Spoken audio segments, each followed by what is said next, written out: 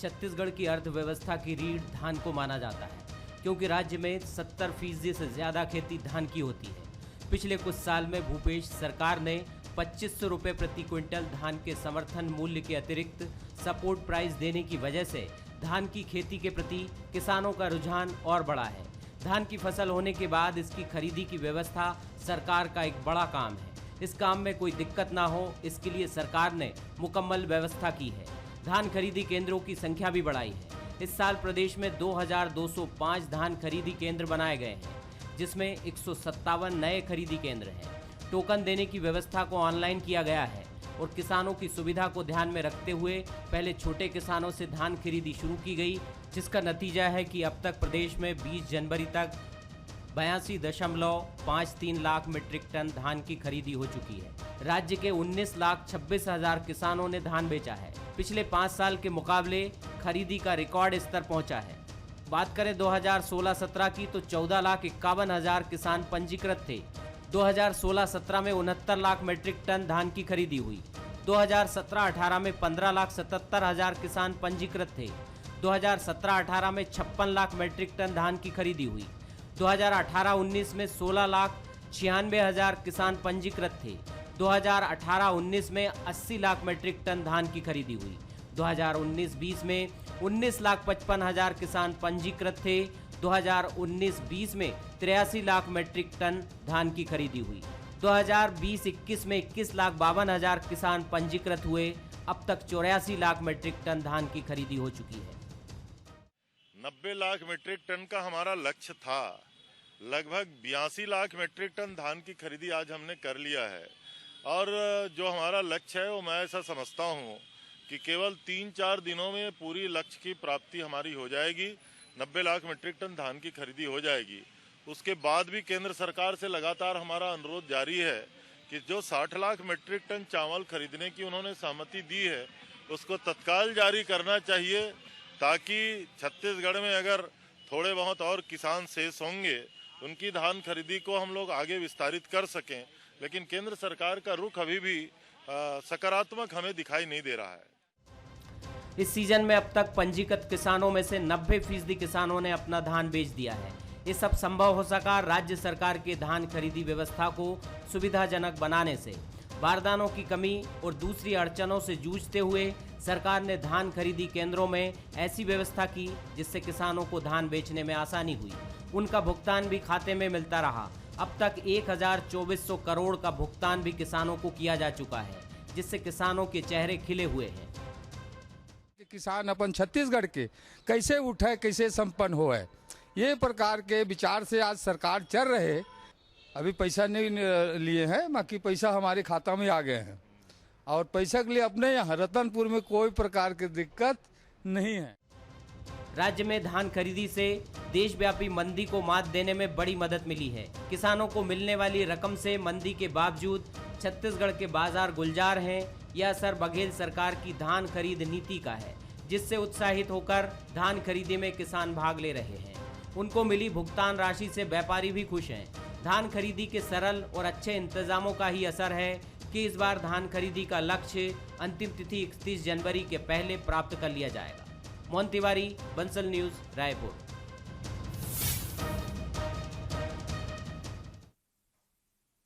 मैं हूं अभिषेक शुक्ल। धान से धन वर्षा। छत्तीसगढ़ में दरअसल कुछ ऐसे ही हालात हैं। धान खरीदी चल रही है और भूपेश बघेल सरकार ने जो राजीव गांधी न्याय योजना लाई, जो धान खरीदी के लिए 2500 रुपये समर्थन मूल्य तय किया, वो किसानों की जेब में जा रही है। और किसानों की जेब में धन आने से छत्तीसगढ़ में जो इस वक्त देश भर में मंदी का असर है, छत्तीसगढ़ में ये मंदी का असर नहीं दिखा, क्योंकि ग्रामीण अर्थव्यवस्था मजबूत हुई, किसान मजबूत हुए और किसानों के माध्यम से ये तमाम व्यवस्थाएं रोटेट होती चली गई और छत्तीसगढ़ एक मॉडल स्टेट के रूप में ऐसे में सामने आया। पिछले साल से इस बार कई सारी व्यवस्थाएं ऑनलाइन की गई, बहुत सारे सुविधाएं यहाँ पर बढ़ाई गई। किस तरीके से ये सुविधाएं बढ़ाई गई और धान खरीदी किस तरीके से चल रही है, लक्ष्य जो रखा गया था उस लक्ष्य से पहले ही धान खरीदी का जो समय सीमा थी उसके पहले ही बहुत सारे धान खरीद लिए गए और माना जा रहा है कि लक्ष्य से पहले धान खरीदी का लक्ष्य पूरा हो जाएगा। चर्चा आज इसी पर करेंगे। खास मेहमान हमारे साथ हैं मंत्री अमरजीत भगत जी, खाद्य एवं संस्कृति मंत्री। बहुत स्वागत है अमरजीत भगत जी आपका। इस साल बहुत सारी नई चीज़ों को आप लोगों ने किसानों की समस्याओं को ध्यान में रखते हुए इम्प्लीमेंट किया। बहुत सारे धान खरीदी केंद्र आप लोगों ने बढ़ाए, बहुत सारी जगह चबूतरों का निर्माण किया। क्या दिक्कतें अब तक आप देखते थे जो इस वजह से इस बार बहुत सारी नई चीज़ों को आप लोगों ने इम्प्लीमेंट किया, नई चीज़ों को किसानों के लिए लेकर आए?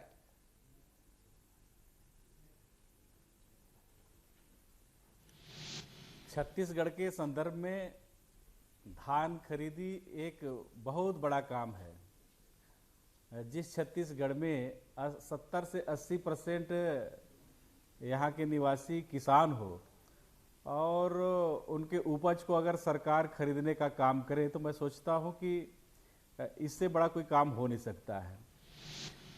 छत्तीसगढ़ में जिसको हम धान का कटोरा कहते हैं और धान के कटोरा के जो मालिक हैं उनके उत्पादन का उनको सही दाम मिले और किसान अगर माला माल हो, किसान अगर तरक्की करे, विकास करे तो निश्चित रूप से पूरा प्रदेश विकास करेगा। इस वर्ष की खरीदी में कई तरह की दिक्कतें आई है जिसको हम बहुत सोच समझ करके और पूरा मुस्तैदी के साथ से उसका सामना करते हुए किसानों को लाभ पहुंचाया है। इस वर्ष जो किसान लोग छत्तीसगढ़ में पंजीयन कराए हैं वो 21,48,000 किसानों ने पंजीयन कराया और पिछले वर्ष 19,55,000 लोगों ने कराया था। इस तरह से हम देखेंगे तो 1,93,000 अधिक कृषकों ने इस साल अपना पंजीयन कराया। और रकबा देखेंगे तो इस साल जो रकबा है 27,90,000 हेक्टर है, जो पिछले वर्ष 26,86,000 हेक्टर था। इस प्रकार अगर हम देखें तो रकबा में बढ़ोतरी हुआ है 104 हेक्टर का। लगातार किसानों के संख्या में वृद्धि, क्षेत्र रकबा में वृद्धि और धान खरीदी में भी लगातार हम अपना ही रिकॉर्ड जो है उसको हम तोड़ते हुए आगे बढ़ रहे हैं। पिछले साल जो टोटल खरीदी हुआ था वो 83 लाख मीट्रिक टन के करीब था और इन साल जो अभी 84,43,600 मीट्रिक टन अभी तक हम लोग खरीदी कर चुके हैं और अभी ये 31 तारीख तक खरीदी होना है। इस प्रकार से हम कह सकते हैं कि जो पुराना हमारा जो एक लक्ष्य था और पिछले साल का जो रिकॉर्ड था उसको हम लोग उससे आगे निकलने का पूरा कोशिश चल रहा है और उम्मीद है कि 31 तारीख के आसपास हम जो है इस प्रदेश में 90 लाख मीट्रिक टन से भी हम लोग आगे निकल जाएंगे। एक तरह छत्तीसगढ़ में किसान अपने धान का, अपने उपज का बिक्री बड़े मजे से कर रहे हैं। उनके सुविधा के लिए इस कोविड पीरियड में भी हमने धान खरीदी के केंद्र की संख्या में इजाफा किया है, यहाँ के समिति की संख्या में इजाफा किया है और जो धान बेचने वाले लोग हैं उनको किसी प्रकार का दिक्कत ना हो इसके लिए हमने टोकन सिस्टम भी लागू किया है। तो अपने बारी का सभी इंतजार कर रहे हैं और बारी बारी से सब लोग अपना धान बेच रहे हैं। इस वर्ष के धान बिक्री में जो दिक्कत आई उसमें केंद्र सरकार का जो बार बार अपना नीति बदलना, अपना रुख बदलना, इससे यहाँ के किसानों को भी और सरकार को भी दिक्कत आया। सबसे पहले बारदाना को लेकर के प्रदेश के जो बारदाना की आवश्यकता है वो 4,75,000 का है गठान का और 4,75,000 गठान में हमारी जो आवश्यकता थी वो सेंट्रल से हमने जो मांगा था 3.5 लाख गठान मांगा था। 3.5 लाख गठान में उन्होंने 3 लाख गठान देने की बात कही थी और जब सप्लाई करने की बात आई, देने की बात आई तो केवल 1,09,000 गठान में ही उन्होंने रोक दिया। अब 100 लोगों का खाना को बोलते हैं कि 400 लोगों को खिलाओ तो उसमें थोड़ा सा दिक्कत तो आएगी और उसमें उस व्यवस्था को बनाने में। तो इस गैप को दूर करने के लिए जहां केंद्र एक और कमिटमेंट करके यू टर्न ले रहा है और अपने वादे के मुताबिक हमको बारदाना नहीं दे रहा है, ऐसे में भी धान खरीदी संपादित करना बहुत चुनौतीपूर्ण काम था। मैं छत्तीसगढ़ के माननीय यशस्वी मुख्यमंत्री भूपेश बघेल जी की बिल्कुल इस चुनौती को पार भी पाया है आप लोगों ने अमरजीत भगत किसानों के प्रति जो बारदाने का प्रेम है संकट था उसको एक मैं तरफ, दूसरी तरफ एफसीआई धान नहीं उठा रहा जी, था। उस इन समस्याओं को कैसे निपटा आप लोग, इन समस्याओं से कैसे निपटे कि लक्ष्य जो आप लोगों ने समय सीमा तय की थी उससे पहले काफी हद तक आप लोग लक्ष्य को पूरा कर रहे हैं समय सीमा से पहले? मैं वही बोल रहा था कि सेंट्रल के पॉलिसी के अनुसार सेंट्रल को बारदाना देना रहता है जी। बारदाना आधा से भी कम हमको मिलने के बावजूद माननीय मुख्यमंत्री जी ने जिस सूझबूझ के साथ काम किया और धान खरीदी को संपादित कराया, उन्होंने तय किया कि हर परिस्थिति में हम किसानों के साथ खड़े हैं, हम किसानों को अकेला नहीं छोड़ सकते हैं। और उन्होंने निर्देश दिया कि हम इस बार पुराने बारदाने से खरीदी करेंगे और मिलर्स के माध्यम से, पीडीएस के माध्यम से, किसानों से पुराने बारदाने को कलेक्ट कराया और जो अंतर था उसको एचडीपी जो प्लास्टिक के बैग होते हैं उसको हमने पूरा किया है। तो एक तरह से सेंट्रल मदद ना करे और इसके बाद धान खरीदी का काम संपादित हो जाए, बहुत चुनौतीपूर्ण काम है और इसके लिए मुख्यमंत्री जी को बहुत धन्यवाद देता हूं।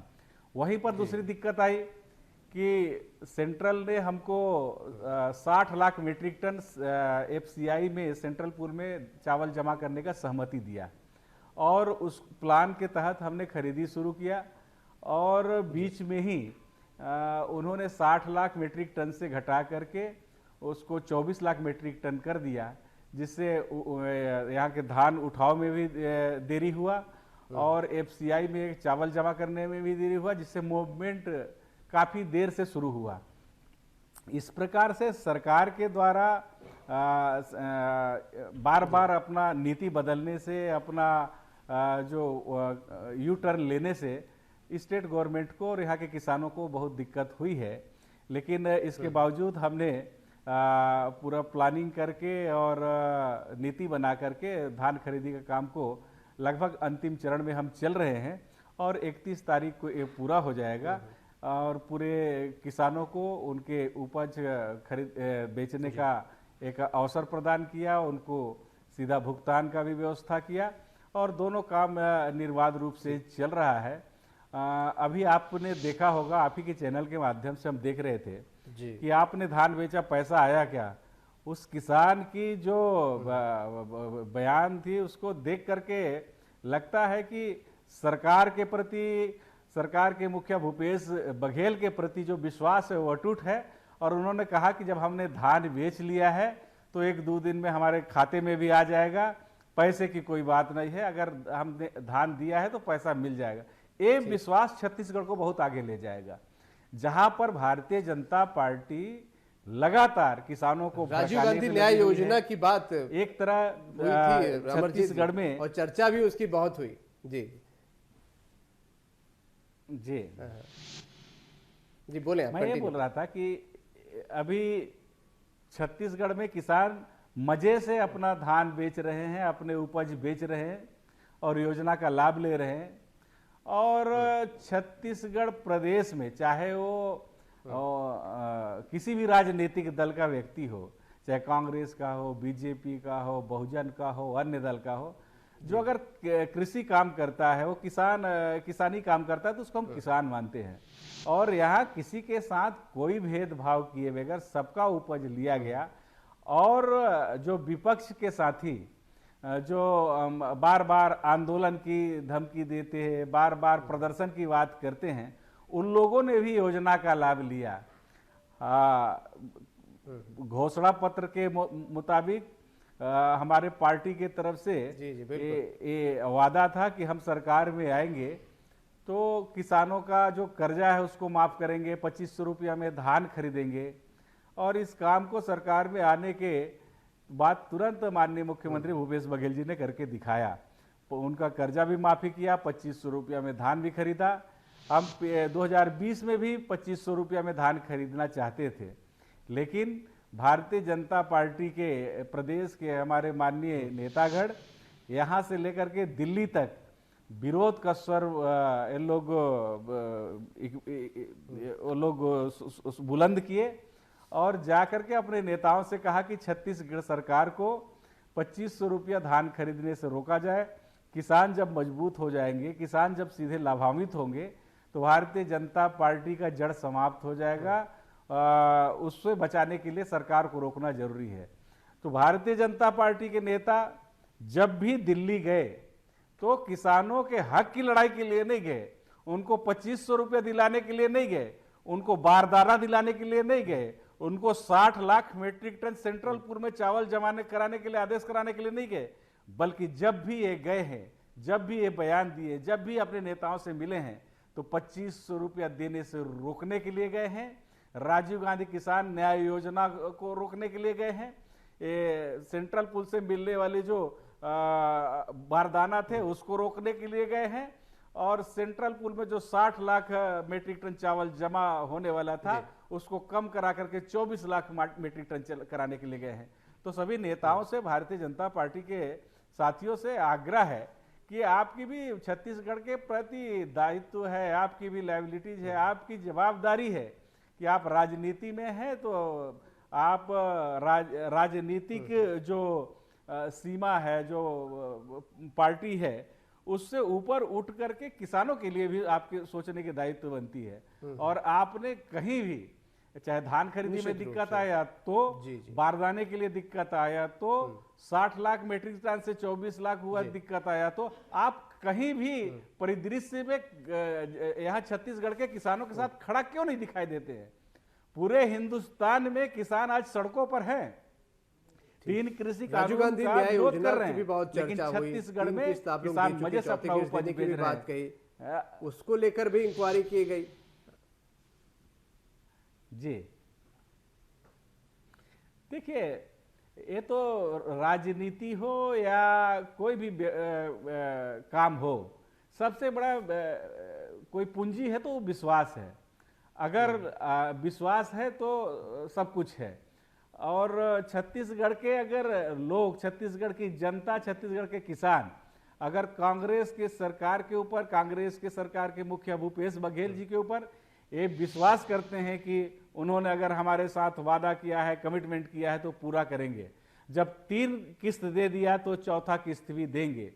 जिस प्रकार से राजीव गांधी किसान न्याय योजना को भारतीय जनता पार्टी रोकना चाहती है और खुद पूरे देश में किसान न्याय योजना के तहत किसानों को 6,000 रुपया सालाना दे रही है, और अगर 10,000 रुपया राजीव गांधी किसान न्याय योजना से माननीय भूपेश बघेल जी दे रहे हैं, क्यों रोकना चाहते हैं?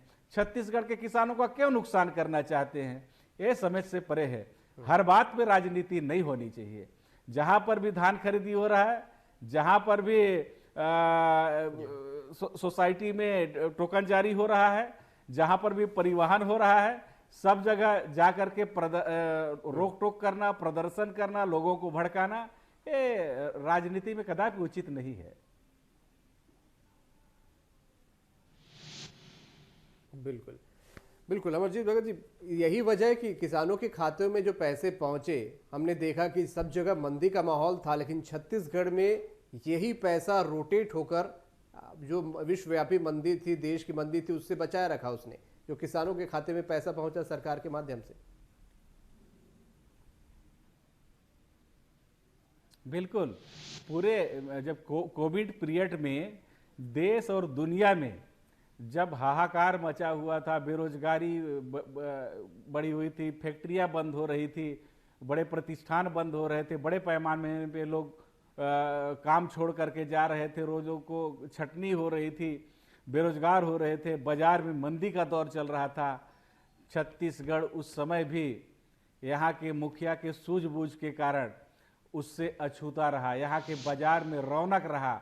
और मैं बताना चाहता हूँ कि पूरे देश में और दुनिया में मंदी का मार जरूर पड़ा, लेकिन छत्तीसगढ़ के बाजार में यहाँ रौनक रहा और हर सेक्टर में हमने इंक्रीज किया है।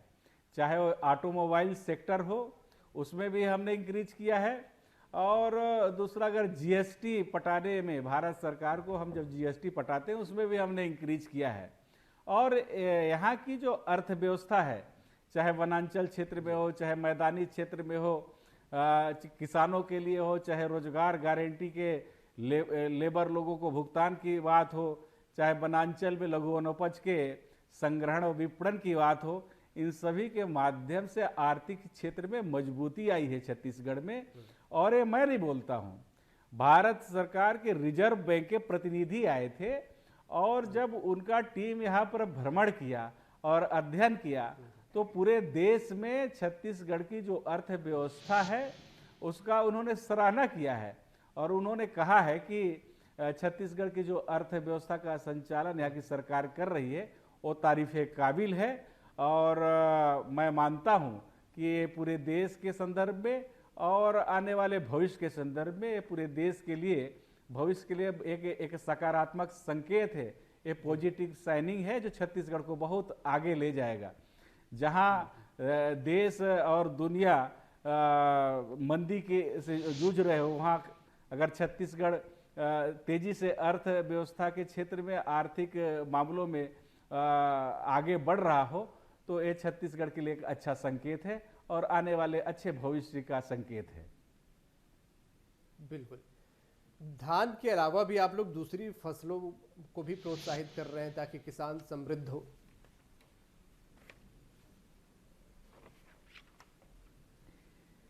छत्तीसगढ़ में हमने धान के साथ साथ अन्य फसलों के उत्पादन को भी प्रोत्साहित करने के लिए योजना बनाई है।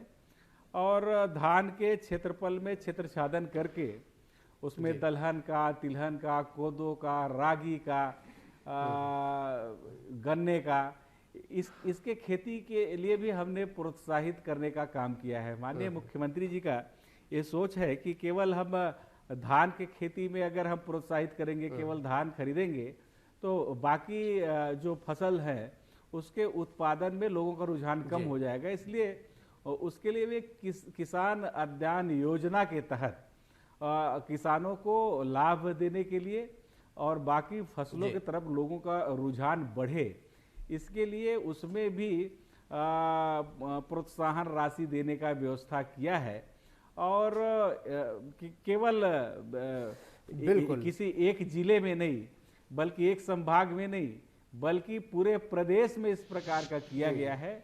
और किसान न्याय योजना के तहत पूरे प्रदेश में किया गया और यही वजह है कि किसानों आकर्षित भी हो रहे हैं खेती के लिए। न्याय योजना के तहत जो छत्तीसगढ़ में कम हो रहा था, बघेल सरकार कर रही है। एक बार फिर से कृषि में चार में लौटा है और इसकी एक बड़ी वजह है कि वाकई सरकार ने खेती किसानी पर जो ध्यान दिया है वो एक बड़ी वजह है। बहुत शुक्रिया अमरजीत भगत जी हमसे बात करने के लिए, इस पर चर्चा में शामिल होने के लिए। तो भूपेश बघेल सरकार ने खेती किसानी पर चर्चा की, उनके लिए बहुत सारे काम किए, कृषि में एक बार फिर से चाम पैदा किया। यही वजह है कि जो खेती किसानी छोड़ रहे थे वापस कृषि की ओर लौटे हैं और समृद्ध हो रहे हैं। और छत्तीसगढ़ की अर्थव्यवस्था में कृषि एक बड़ी समृद्ध अर्थव्यवस्था के तौर पर उभरी है। और जब जब कहीं बाजार गड़बड़ाया है, छत्तीसगढ़ की इसी कृषि अर्थव्यवस्था ने छत्तीसगढ़ को बड़ा सहारा दिया है। आज का मुद्दा में इतनी।